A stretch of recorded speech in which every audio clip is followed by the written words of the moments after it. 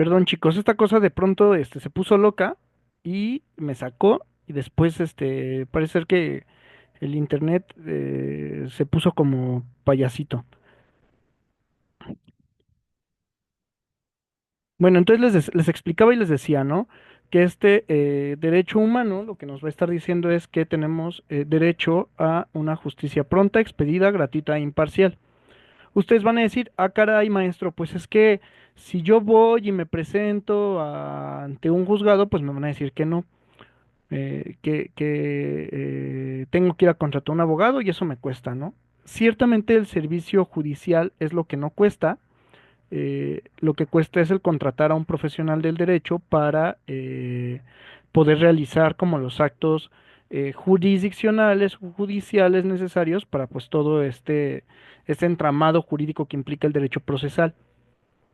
De pronto cuando dicen es que es pronto, de pronto nos gustaría decir que la justicia tendría que actuar.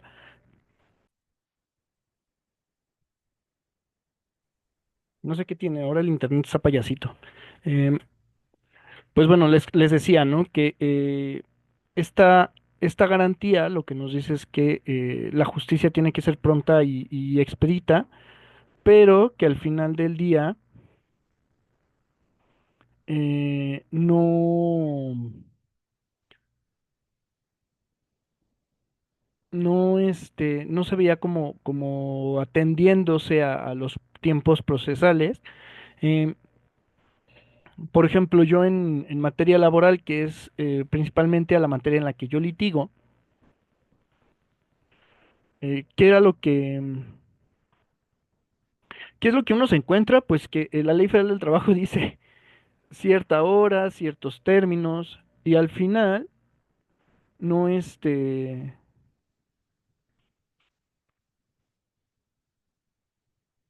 y al final pues no se da no se da como en la realidad, ¿no? Tarda muchísimo en, pues sí, eso tarda muchísimo como en que se resuelva, en el que se resuelva, el que se tenga una resolución, el que se acuerde algo,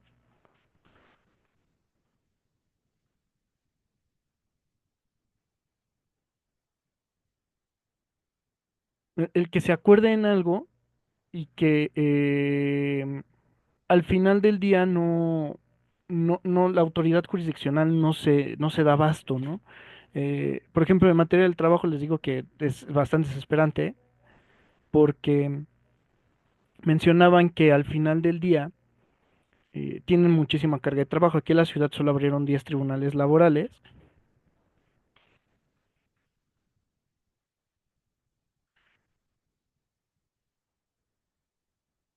10 tribunales laborales y con esos 10 tribunales laborales pues tiene que resolver todo lo que implica la Ciudad de México cuando en la Junta Local de Conciliación y Arbitraje pues eran 20 juntas que llevaban muchísimas audiencias de manera simultánea, ¿no? ¿Qué es lo que generó? Pues obviamente genera cierta molestia y cierta incertidumbre en el sentido de que no se atiende como de manera pronta, ¿no? Pasan años y los juicios siguen, ¿no? En materia familiar pasa algo muy similar, en materia civil pues ni se diga, ¿no? La realidad es que de pronto sí pareciera que los tribunales están sobresaturados de trabajo y pues no hay como la suficiente inyección de capital para poder abrir nuevas plazas, abrir nuevos espacios. Incluso aquí en la ciudad, algo que los litigantes nos quejamos es que el Tribunal Superior de Justicia de la Ciudad de México, para ahorrarse una lana, pues mandaron a los tribunales laborales a un edificio que desde el 2012, 2014, pues más o menos tenía ya problemas estructurales, ¿no? Entonces que al final del día, pues sí es un peligro para para el público y para los litigantes, ¿no? Incluso para el mismo personal que trabaja ahí. Pero pues bueno, así es nuestro gobierno, que prefiere pues invertir en otras cosas que en realmente atender pues la atención de estos derechos humanos fundamentales. ¿Qué es imparcial? Pues bueno, el juez cuando resuelve, pues nosotros creemos que las resoluciones no son tendenciosas, ¿no? Al final del día, el juez con qué va a resolver, el juez va a resolver con lo que las partes le han ofrecido, le han expuesto en sus escritos, con las pruebas, después de analizarlas, qué es lo que han manifestado y va a tener que darle la razón a uno de los dos en este sentido, ¿no? Que eso es lo que pues debería hacer.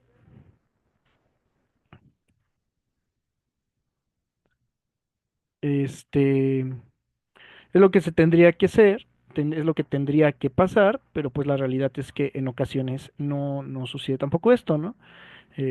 También como los grandes escándalos que se han dado en materia de, pues de corrupción, pues sí, de pronto se ha visto que hay como jueces que han sido tendenciosos, principalmente en materia local. En materia federal, no digo que no lo haya, pero pues es menos probable, ¿no? Son más cuidadosos en el Poder Judicial Federal que en los poderes judiciales locales. En los poderes judiciales locales, cuando a ustedes les toque ir a litigar, se darán cuenta que hay demasiada corrupción, que hay demasiadas circunstancias que no nos ayudan a dar respuesta a esto, ¿no? Y que pues generan un conflicto aún mayor. Ahora que vamos a ver, en materia del Código Nacional de Procedimientos Civiles, la acción en los artículos casi al inicio del código nos va a decir cómo las va a dividir. Y para el Código Nacional de Procedimientos Civiles y Familiares, nos va a decir que hay tres tipos de acción.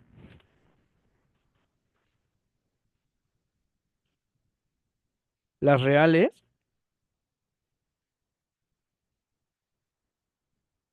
las personales y del estado civil de las personas.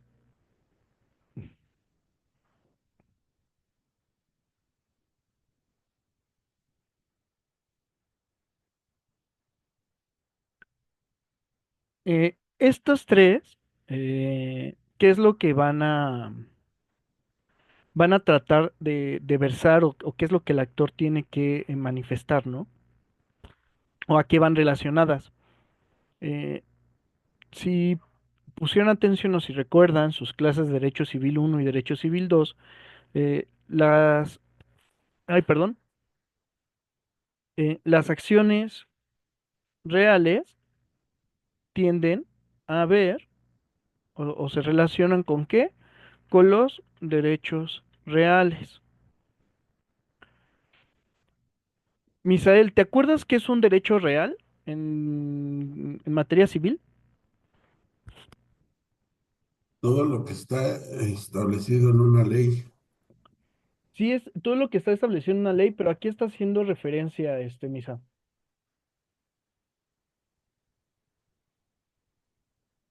Creo que lo vieron en derecho civil.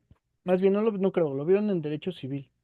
Cuando hablamos de derechos reales, para que te acuerdes, Misa, y si puedes lo anotes y lo anoten los que van a ver la grabación después, eh, lo que hace referencia a los derechos reales son a los derechos que se suscitan por las cosas.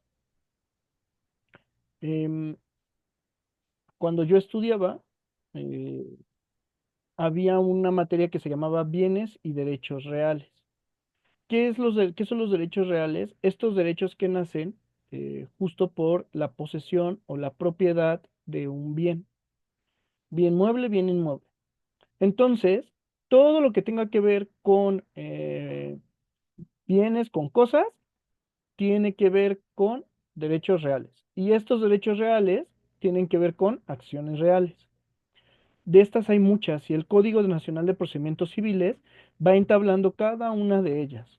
La acción reivindicatoria, por ejemplo, o sea, que al final pues va a decir, tienes tú un derecho real de esto, te corresponde comenzar tu acción con tal acción. Tienes tú un bien y pasó esto, te corresponde tal cosa. Entonces, estas acciones reales van a estar con respecto a las cosas. Aquí tengo mi agenda civil y como de manera de repaso, les voy a encargar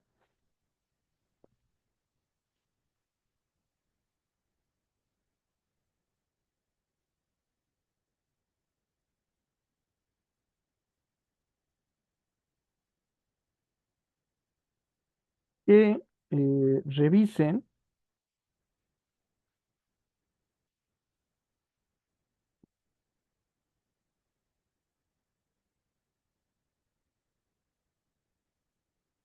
del, si tienen el de la Ciudad de México, que más o menos es una copia del Código Civil Federal. A ver, del 750, del artículo 750 al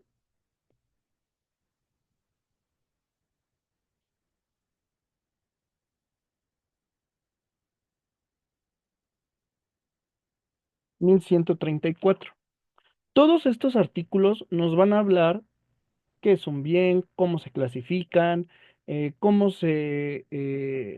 tenemos que entenderlos, qué derechos surgen y nacen de estos, de la propiedad o de la posesión de estos bienes, a qué tiene derecho el posesionario, qué es lo que pasa, por ejemplo, cuando hay dos bienes y de uno, que son vecinos, qué es lo que pasa, por ejemplo, cuando hay un bien que se encuentra solo y que no tiene un propietario. Todo eso va a venir contenido en estos artículos, del 750 al 1134, creo que les dije. Entonces, por favor, repásenlos. ¿Para qué? Para que puedan comprender justo este tema de los derechos reales y cuando tengan que ver con alguna otra cosa, pues obviamente van a encontrarse con los,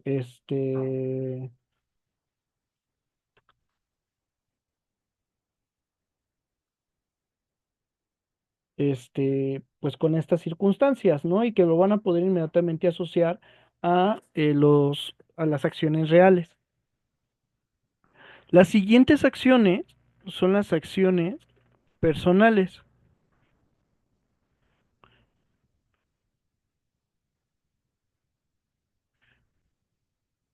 Estas acciones personales aquí van a hacer referencia. Son las que van a servir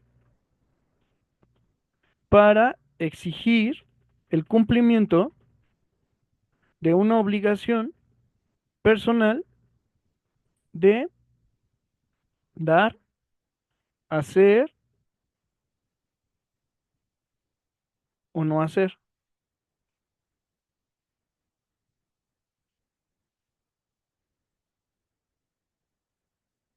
Determinado.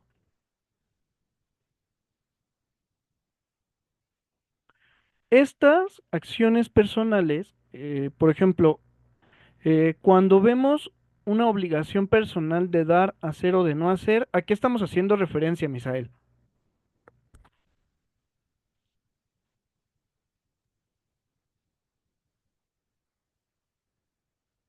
De, bueno, el hacer o no hacer,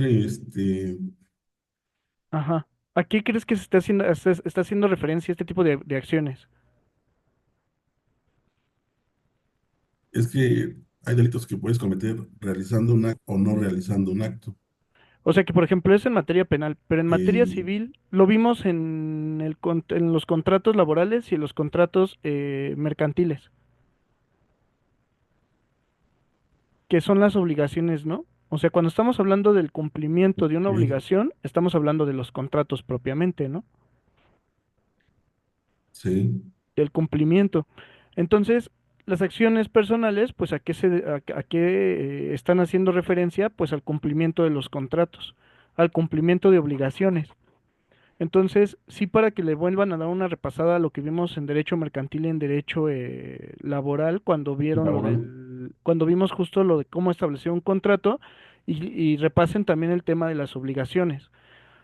Yo les decía en su momento, ¿no? El tema de las obligaciones son cuestiones inamovibles.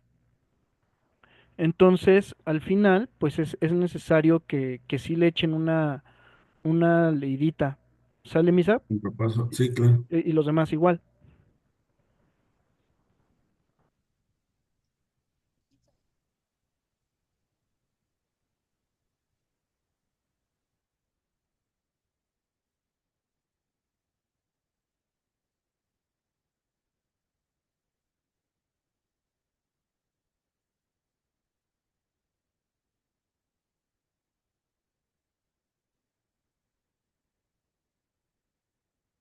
Ay, perdón, es que me entró algo a la nariz y entonces.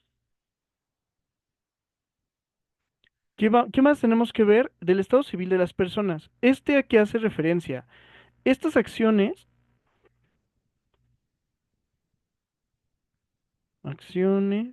al estado civil de las personas. ¿A qué va a hacer referencia? Pues a todas las cuestiones en materia familiar. Es decir, a todas aquellas en donde el actor o el gobernado va a solicitar la modificación de un estado civil. ¿Qué acciones podríamos encontrar aquí? Estas son no propiamente materia familiar, ¿no? ¿Qué es lo que estaríamos viendo? Todo lo correspondiente a este un divorcio, por ejemplo, también a un reconocimiento de paternidad, eh, no sé, también a una adopción. ¿Por qué? Porque obviamente estas acciones están modificando una circunstancia, una situación correspondiente al estado civil de las personas. Por ejemplo, también, por ejemplo, podríamos aquí hablarlo y también en su momento lo vimos en materia laboral cuando hablábamos de los riesgos de trabajo. em,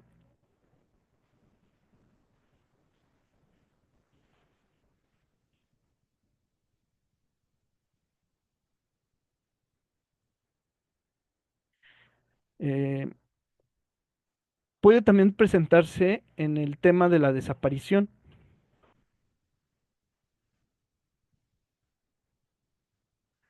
Con la desaparición de personas, ¿con qué nos encontramos? A ver, o sea, al final del día no sabemos o presumimos si la persona está viva o no. O sea, se presume que está viva, pero pues no se tiene la certeza. Entonces tiene también hay una acción en específico que pues habla sobre cómo han de ser tratadas estas personas y quién va a poder ejercer como los derechos a los que también tienen precisamente derecho, valga la redundancia, ¿no? Y obviamente esto pues también tiene que entrar en materia jurisdiccional. En materia de desaparición forzosa de las personas, el Código Civil Federal y también la jurisdicción nos va a mandar a un juicio ordinario que está regulado en la Ley General para erradicar la desaparición forzosa, creo que se llama así la ley, y nos va a decir que el encargado es el juzgado de distrito. Entonces el juzgado de distrito va a justo revisar todas las probanzas que tiene el, o sea, sí, como todas las probanzas que tiene en este caso, el gobernado que se ha acercado en representación y a nombre de ellos. ¿Para qué? Para que al final del día pueda realizar ciertos trámites o se reconozcan ciertas circunstancias que pues les permitan como actuar en nombre y representación de él. Entonces, el juzgado es el que va a tener que resolver. El juzgado es el que va a tener que dar cuenta de, y que es súper importante esto, ¿no? Estas tres acciones o estas tres clasificaciones son las que propiamente el Código de Procedimientos Nacional de Procedimientos Civiles y Familiares está enmarcando. Se van a ir como diversificando dependiendo de cada una. La que tiene más, obviamente, va a ser las acciones reales. ¿Qué es lo que va a pasar? A toda acción que es ejercitada por un gobernado va a corresponder una excepción.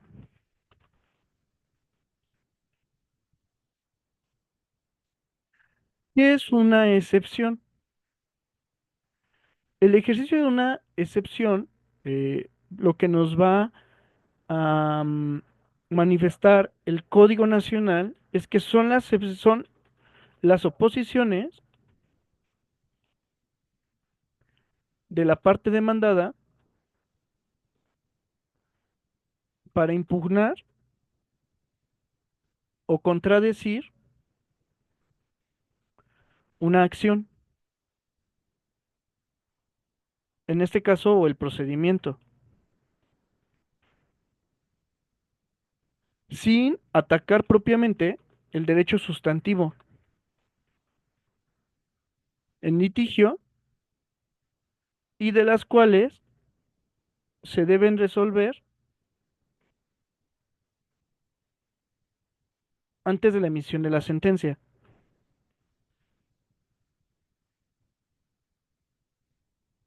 ¿Qué es lo que tenemos que tomar en cuenta de esto? Que al final del día sí es súper delicado, súper importante el que sepamos qué es lo que vamos a estar como comprendiendo, ¿no?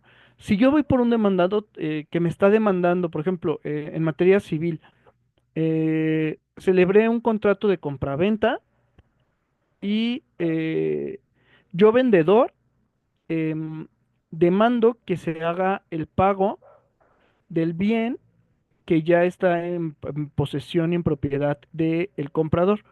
¿Qué tipo de acción correspondería? Pues una sería una acción personal. ¿Por qué? Porque estoy solicitando el cumplimiento de una obligación de dar que el dinero correspondiente al precio. ¿Sale? ¿Qué es lo que podría o de qué manera podría oponerse o excepcionarse el demandado? Pues con una excepción de pago, de decirle al juzgado, ¿sabes qué, juzgado? Yo, cuando celebré el contrato de compra-venta con fulanito, yo le pagué. Y tan es así que yo le pagué que aquí te ofrezco mi comprobante de pago. Y es más, hasta firmado por él. Con esta excepción, ¿qué es lo que el demandado está haciendo? Está destruyendo el ejercicio de la acción, está rompiendo el derecho, por así decirlo, que el actor pues fue y tramitó ante la autoridad jurisdiccional. O ese es el intento. ¿Qué es lo que tiene que hacer justo el juez? Tendrá que resolver, a ver, ¿esta excepción es importante para el juicio o es una excepción que lo que está buscando es prolongarlo más? El juez tiene que dirimirlo junto con los secretarios de acuerdos. ¿Sale? Entonces, ¿qué es lo que está buscando en este caso la excepción y en este caso el demandado al oponerla? El destruir la acción por la cual el actor se acercó y no tener una resolución, en este caso condenatoria, en la cual se le exige el cumplimiento de un pago o se le exige el cumplimiento de de alguna obligación que no se dio. Por ejemplo, en materia familiar, podríamos también tener una acción personal. Por ejemplo, con el tema de las pensiones alimenticias. ¿Por qué? Porque al final del día una pensión alimenticia, si ya vieron derecho familiar, ¿qué es lo que va a hacer? Los alimentos son recíprocos. Los padres se lo dan a los hijos y los hijos en un determinado momento se lo dan a los padres. ¿Y ahí con qué nos estamos encontrando? Con un derecho o con el cumplimiento de una obligación de dar.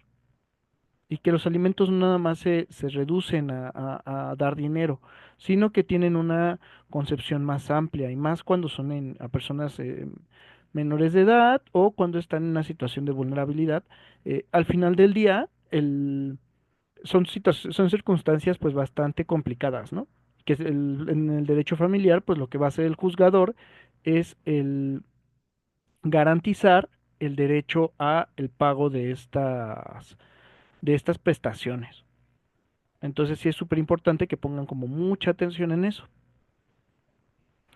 Que con esto estaríamos terminando el primero de los conceptos, que ya dijimos que una acción es un derecho humano con el cual el gobernado se acerca a la autoridad estatal para que resuelva una determinada controversia y que en este caso tiene que ser siempre apegado con la ley y tiene que ser a través de un órgano de impartición de justicia que tiene que garantizar que ésta sea pronta, expedita, gratuita y ya lo veíamos, ¿no? ¿Qué requisitos debe de tener? Pues que propiamente el artículo octavo pues nos dice que tiene que ser por escrito. Entonces, con esto, pues están cumpliendo los requisitos. ¿Para qué? Para que la acción pueda presentarse ante la autoridad correspondiente y pueda darle como prender, por así decir, el coche de la máquina jurisdiccional. ¿Sale?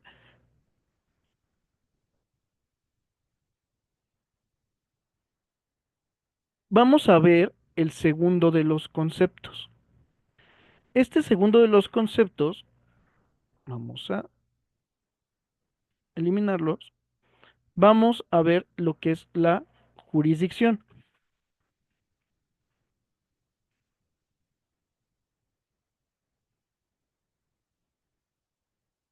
La jurisdicción que habíamos dicho que era, pues que es la función soberana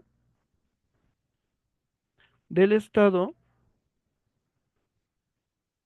para dirimir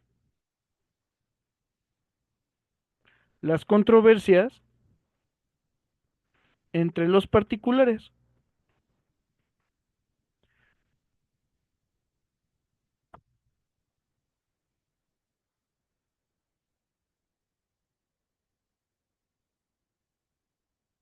Vamos a corregirle acá.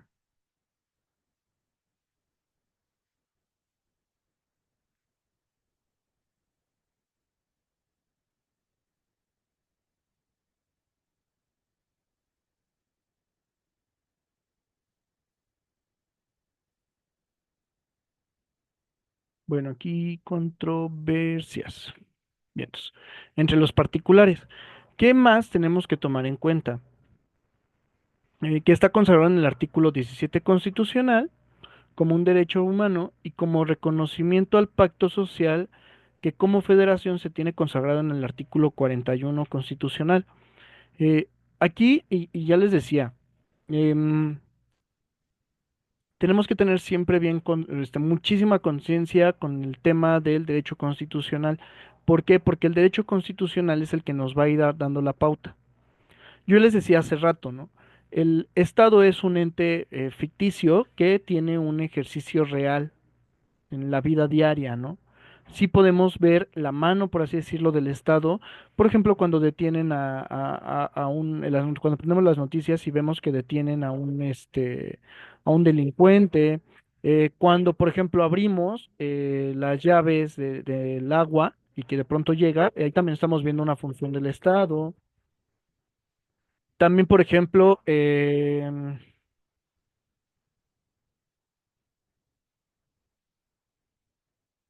también, por ejemplo, cuando vemos, no sé, cuando prendemos la luz, cuando vamos y acercamos pues sí, incluso cuando prendemos la misma televisión, ahí también podemos ver el ejercicio del Estado en el sentido de que el Estado es el que permite que las televisoras realicen como ciertas programaciones, ¿no? Entonces, al final del día, sí, son circunstancias que el Estado pues va a tener. ¿Qué nos dice el artículo 41 constitucional?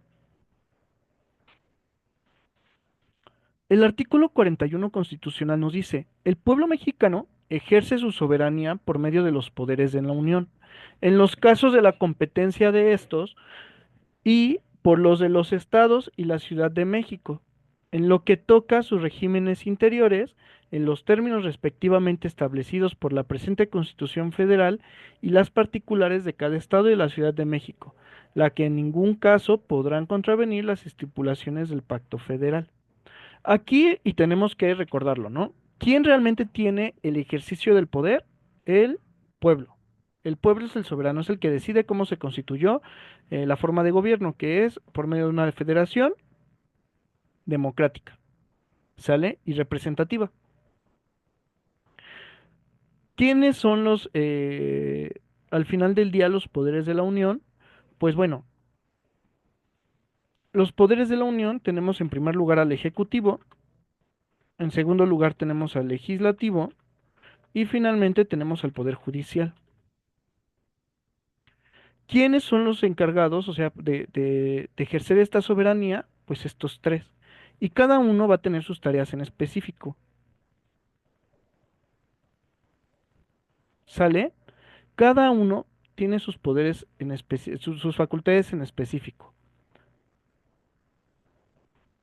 El poder ejecutivo lo que va a hacer es ejecutar las condiciones administrativas para poder propiciar el cumplimiento de las leyes emitidas por el legislativo.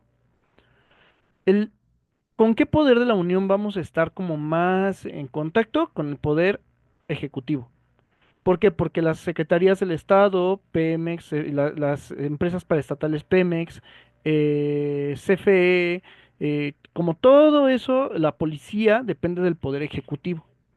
El poder ejecutivo es el que ejecuta, el que se encarga de garantizar en este contacto del día a día, por así decirlo, con la ciudadanía, que se cumpla la ley. Es el que se va a encargar de eso. Es el que va a estar al pendiente de que los ciudadanos cumplamos día a día con las obligaciones que tenemos que realizar. ¿Sale?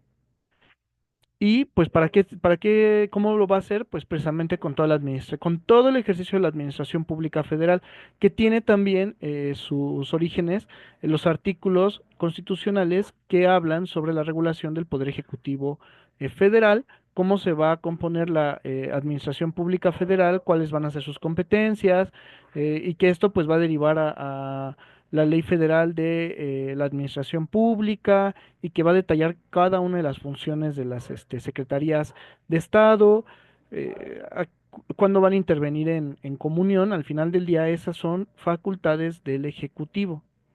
¿Cuáles son las facultades del legislativo? El legislativo, ¿qué es lo que se va a hacer? Se va a encargar de crear las leyes, que el poder ejecutivo va a ejecutar y que el poder judicial tiene que resolver todos los conflictos que pues de las leyes del legislativo se realicen, ¿no? Con esto, ¿qué es lo que se busca? Precisamente el que haya una distribución de las tareas.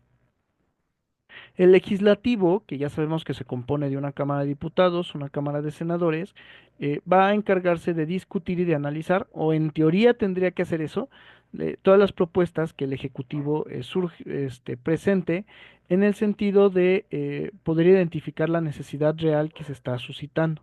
¿Sale? ¿Para qué? Para que precisamente las situaciones o circunstancias sociales vayan cambiando y la ley también lo vaya haciendo. Yo les decía al inicio, desafortunadamente la ley no va hacia adelante, sino que la ley cuando nace y cuando surge, pues ya está en pasado en el sentido de que ya está teniendo una situación que se presentó y que no había una respuesta. Entonces, ¿qué es lo que va a hacer el legislativo? Pues simplemente a analizar, a encontrar si la ley el mismo ejecutivo o alguna de las cámaras, pues se adecúa a una necesidad social. Y con esto, pues, ¿qué va a propiciar? Precisamente el encuentro pues, de estos, ya de los dos primeros poderes, ¿no? ¿Qué va a hacer el judicial? Ya les decía, ha de estudiar las leyes del poder legislativo y ha de resolver los conflictos que se susciten ante la violación de la ley.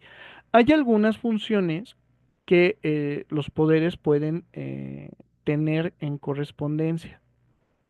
Por ejemplo, cuando veíamos en derecho mercantil la facultad que tiene el Ejecutivo para emitir ciertos acuerdos o ciertas resoluciones en materia de aranceles, estamos allí viendo una función legislativa, pero que no está en el legislativo, que es una función del Ejecutivo. Cuando estamos viendo que el mismo legislativo se presenta un tema de un juicio político, el legislativo va a tomar una función jurisdiccional, medio rara y que pocas veces se ha visto, pero pues lo va a hacer. Y el judicial también va a tener ciertas, bueno, ahora quién sabe, con tanta reforma mensa que han aprobado los del legislativo, eh, el poder judicial también tenía en el sentido de que iba a determinar cómo iba a funcionar internamente como con la emisión de los reglamentos interiores que le iban a permitir como cumplir con todo eso. Al final del día es una función ejecutiva del judicial. Entonces, cada una de estas funciones, sin excederse, obviamente, van a cumplir pues sí tienen que cumplir con los requisitos constitucionales, ¿no? ¿Qué tenemos que entender también? En este caso, el poder de la Unión, que tiene a cargo la soberanía que implica las jurisdicciones, es el poder judicial. Y para poder comprender la jurisdicción, tenemos que comprenderla aplicada a dos conceptos que van como muy de la mano, la jurisdicción y la competencia. Normalmente cuando uno habla de jurisdicción y de competencia, se tiende a confundir ambas. Y es una cuestión errónea porque son cosas diferentes. O más que diferentes, tenemos que encontrar que son, que una es el árbol y otra es la rama. Por ejemplo, ¿qué es lo que vamos a ver? Voy a dejar de compartir un momentito ¿cómo se llama? El pizarrón y voy a proyectarles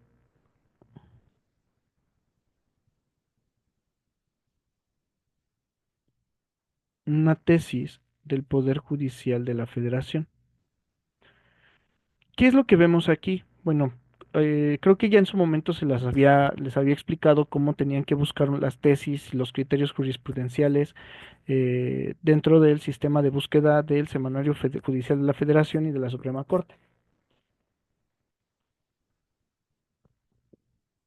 Aquí la Corte, en una sala auxiliar, ¿qué es lo que tenemos que ver? Lo primero es, aquí vamos a ver el rubro del tesis, el registro digital es con el número con el cual está registrado actualmente. Antes no existía registro digital y este numerito era con el que se iba o se tenía como registrada y se publicaban. Mm. La instancia es el órgano jurisdiccional que emitió este criterio. La séptima época, pues ya les decía yo en su momento cuando les explicaba cómo buscar, es, es el... Ay, ¿cómo se llama? Es el... Ay, ay, ay. Es el momento jurídico en el cual se encontraba nuestro país. La materia es materia común, en este caso es materia civil.